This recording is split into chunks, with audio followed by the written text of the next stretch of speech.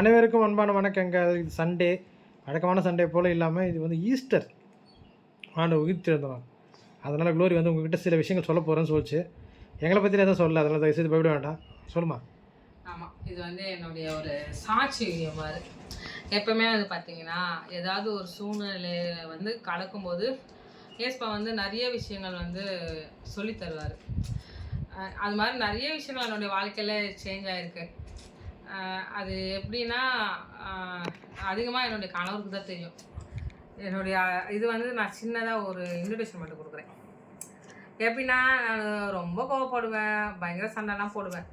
ஆனால் இப்போலாம் சாம் வந்து என்னை எவ்வளோ கேவலமாக திட்டினாலும் எனக்கு அவ்வளோ கோபம் வராது. எனக்கு அது நீங்களே சொல்லணும், உங்கள் வாயாவது சொல்லணும். அதான் பரவாயில்ல, என்னுடைய திருந்திச்சு. அப்படியா நான் வந்து கேவலமாக திட்டின உடனே நீ கோவப்படல. அதாவது சாம் என்னை பயங்கரமாக திட்டுவார். பழையபடியே இருந்தால் நம்ம கோவப்பட்டு சண்டை போடுவோம். எப்படின்னா, ஏஸ்பா நமக்குள்ளே வர வர நம்மளுடைய குணங்கள் மாற்றப்படணும். அப்போ தான் வந்து பிறர் அதை பார்த்து அதை என்ன சொல்லலாம் பார்த்து அவங்களுக்கு நம்ம மூலமாக ஏஸ்பா வந்து வெளிப்படுவார். இது வந்து அது மாதிரி கொஞ்சம் கொஞ்சமாக சில விஷயங்களெல்லாம் அப்படியே விட்டுட்டு வரேன். அதுக்குன்னு தப்பு செஞ்சால் கோவப்படாமலாம் இருக்க மாட்டேன், கோவப்படுவேன். தேவையில்லாத ஒரு சின்ன சின்ன விஷயத்துக்கெல்லாம் கோவப்படுறது எனக்கு இப்போ அது தெரில.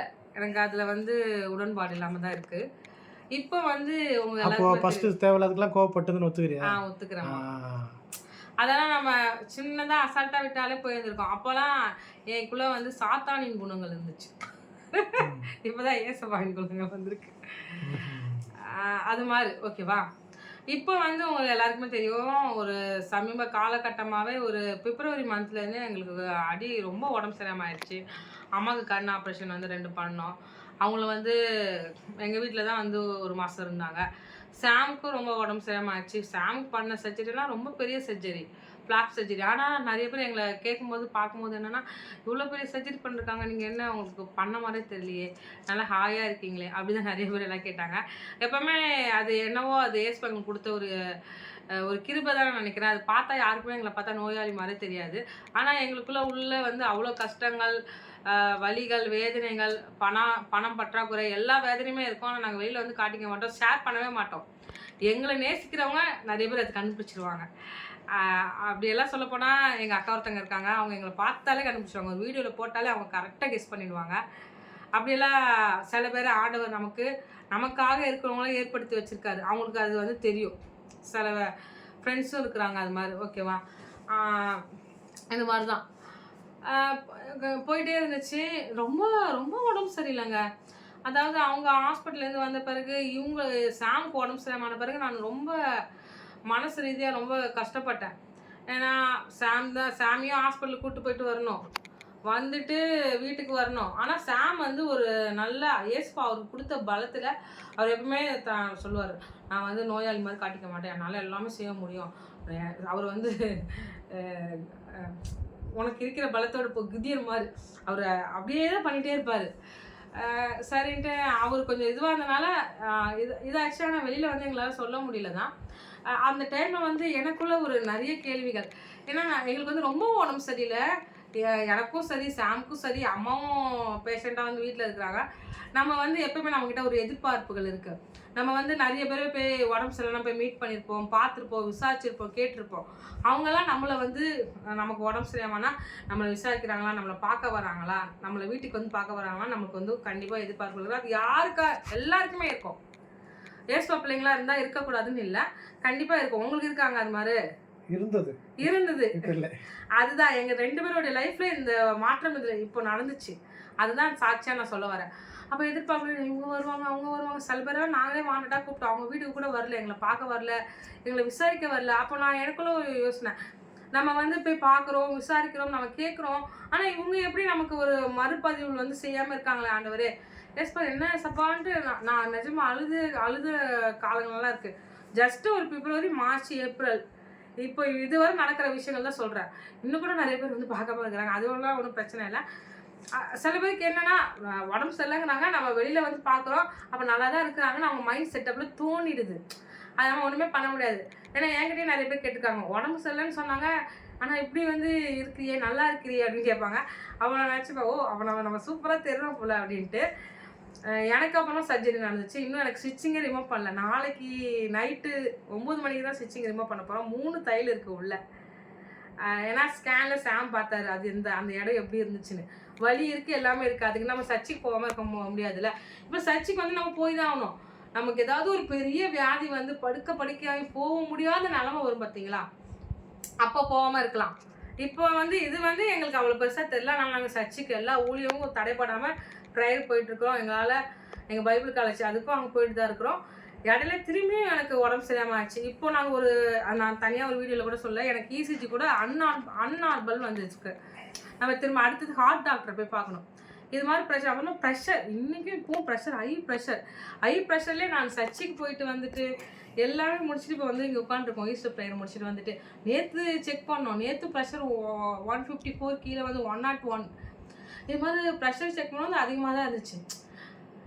அந்த டைமில் வந்து எங்களை வந்து யாருமே விசாரிக்க வரல. ஒரு விசாரிப்பு கூட இல்லை, என்ன நடந்துச்சுன்னு கூட கேட்கல.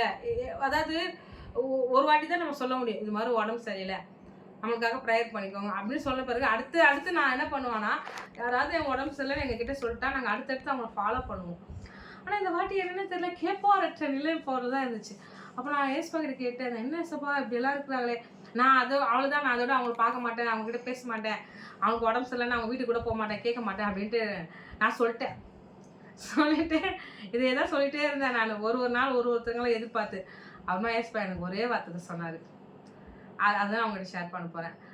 நான் வந்து எத்தனை நோயாளிகளை நான் தேடி போய் குணமாக்குனேன். அப்படிப்பட்ட தெய்வத்தை கும்பிடுற நீ, அப்போ நீ எப்படி இருக்கணும்? என்னுடைய அன்பிலே நிலைத்திருங்கள். யோவான் 15:9 வந்து வசனம் வருது, பிதா என்னில் அன்பா இருக்கிறது போல நானும் உங்களில் அன்பா இருக்கிறேன், என்னுடைய அன்பிலே நிலைத்திருங்கள். அந்த வசனம் வந்து என்கிட்ட ஏஸ்பா வந்து அன்பாவே இருக்கிறாரு. அவருடைய அன்பு நம்ம கிட்டே இருக்கும்போது நம்மளும் பிறர் மேலே அன்பாக தான் இருக்கணும். எனக்கு எடுத்த உடனே அந்த கல்லறையில் இருப்பார், பிசாஸ் லேக்கின் பிசாஸ் இருக்கிற ஆள். ஆண்டவர் அந்த பட்டணத்துக்கு போகும்போது கல்லறையில் போயிட்டு அவருக்கு சுகம் கொடுத்து அவரை நல்ல ஒரு மனிதனாக மாற்றி அந்த பிசாசெல்லாம் விரட்டி ஒரு புதிய மனிதனாக ஏசுப்பா போய் மாற்றுவாங்க பார்த்தீங்களா. அவரெல்லாம் ஆண்டவர் தான் அந்த இடத்துக்கே தேடி போனாங்க. அதே மாதிரி நம்ம பைபிள் வாசிக்கிற மாதிரி பேதுரு மாமி ஜுரமாக கிடைக்கும் போது கூட ஏசுப்பா தான் அவங்க வீட்டுக்கு வந்து போகிறாங்க. அவங்க இன்வைட் பண்ணலை, இவங்கெல்லாம் இன்வைட் பண்ணாத வீட்டுக்கே நான் அதான் நிறைய இடத்துக்கு நான் போய் சுகம் கொடுத்துருக்குறேன். அப்போ நீ உனக்கு அவங்க உடம்பு வியாதிஸ்தரா படுத்திருந்தா நீ போய் பார்க்க தானே செய்யணும்.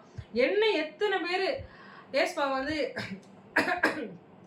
உடல்நிலை சரியில்லாதவங்க, பிசாசு பிடிச்சவங்கள, நிறைய வியாதியில் இருந்தவங்க எல்லாருக்குமே ஏஸ்பா சுகம் கொடுத்துருக்காரு.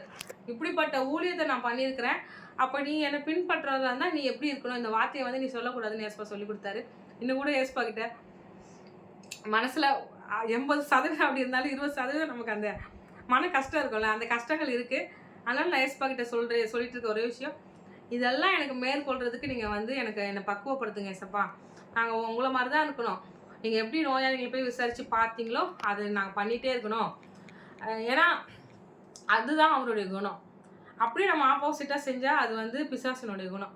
அப்போ அந்த குணம் நமக்கு இருக்கணும்னு ஏஸ்பா எனக்கு இதுதான் சொல்லி கொடுத்தாரு.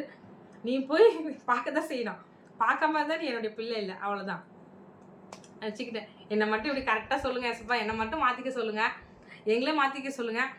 ஆனால் சில இப்படி இருப்பாங்க, அவங்களெல்லாம் கண்டுக்க மாட்டேங்கிறீங்களே அப்படின்னு கேட்டேன். நீங்கள் இப்படி தான் இருக்கணும், அதே தான் நானும் உங்களுக்கு சொல்கிறேன். யாராவது வியாதியாக இருந்து உங்களுக்கு தெரிஞ்சவங்க யாராவது இருந்தால் ஃபோன் போட்டு விசாரிங்க. எனக்கு நிறைய பேர் வாட்ஸ்அப்பில் மெசேஜ், நம்ம சப்ஸ்கிரைபர் எல்லாம் நிறைய பேர் மெசேஜ் பண்ணி கேட்டாங்க, கால் பண்ணி கேட்டாங்க, மெயில் பண்ணி கேட்டாங்க. மெயில் வரல, இன்ஸ்டாகிராமில் மெசேஜ் பண்ணி கேட்டாங்க ஒவ்வொரு நாளும் அந்த அப்டேட்டுக்காக. அப்போ நினச்சிக்கிறேன், இவ்வளோ அன்பான மக்கள் நமக்கு இருக்கிறாங்க, விசாரிக்கிறவங்க. நம்ம என்ன பண்ணுறோன்னா, ஒரு சில குறைகள் எங்கே இருக்குதோ அதை மைண்டில் நோட் பண்ணிவிட்டு நமக்கு கொடுத்த அந்த பரிபூர்ண ஆசீர்வாதத்தை திரும்பி பார்க்க மாட்டேங்கிறோம். நமக்கு இருக்கிற அந்த சின்ன ஓட்டை தான் நம்ம கண்ணுக்கு தெரியுது. அப்புறமா ஏஸ்பா கிட்ட சொல்லிட்டு சாரி சொல்லிட்டு, ஏஸ்பா நான் மாறிக்கிறேன், என்னை மாற்றுங்க, ஏன்னா நீங்கள் தான் மாற்றி ஆகணும், யாருமே நமக்கு வந்து அதுலேருந்து விடுதலை தர முடியாது. வருத்தப்பட்டு பாரம் சுமக்கிறவர்களை நீங்கள் எல்லோரும் என்னிடத்தில் வாருங்கள், நான் உங்களுக்கு இளைப்பாறுதல் தருவேன். நீ வருத்தப்பட்டு பாரம் சுமக்கிறனா நீ என்கிட்ட தான் வரணும், நான் தான் உனக்கு இளைப்பாறுதல் தருவேன், எந்த மனுஷனும் உனக்கு தர மாட்டான்ட்டு இது மூலமாக பேசினாங்க. ஓகேவா? Thank you so much. பாய்.